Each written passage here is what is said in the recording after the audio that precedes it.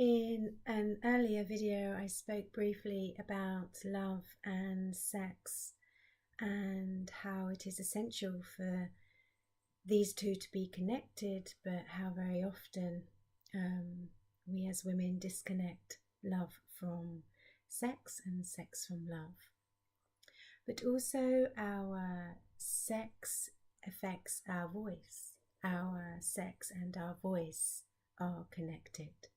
All those times when we wanted to say no and didn't say no, or wanted to express ourselves or share how we desired to be treated or touched, or to express an emotion, begins to affect our sex and therefore our voice also. Sexual trauma, any wounds or pain we're holding around our sex, affects our voice and restricts our voice, especially when in trauma our boundaries and our no were not simply not listened to, they were not heard. So when we start to explore our sexuality in new, healthy and supportive ways, this also begins to affect our voice in new, healthy and supportive ways. We learn to express ourselves in the world in new ways, with an air of confidence and worthiness. And we are able to express our boundaries and expect that they are respected. We are able to say our no. Recently, I had the honour of working with a beautiful 21-year-old girl who had experienced sexual trauma.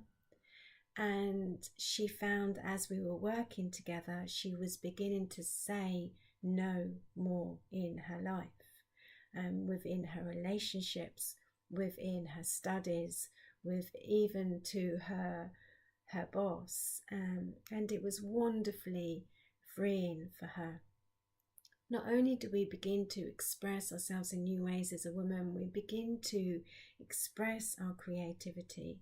So sex and voice are very, very interlinked, not just emotionally or energetically, but physically it is shown that our sex and our voice are connected. If you put your thumbs at your pubic bone and then hold your fingers like this and curl it around underneath you, this will be the shape of your female genitalia, the bones, as it were. And then if we do that round here, from the front of my throat here to with my fingers at the base of my skull, it will be exactly the same size and shape. So it just shows that the shape down here and the size is very much physically interlinked with our voice here. So it's worth understanding that to heal our voice is also to heal our sex, and to reclaim and own our voice in the world and to be able to express ourselves in the world is also to be able to own and reclaim and express our sexuality.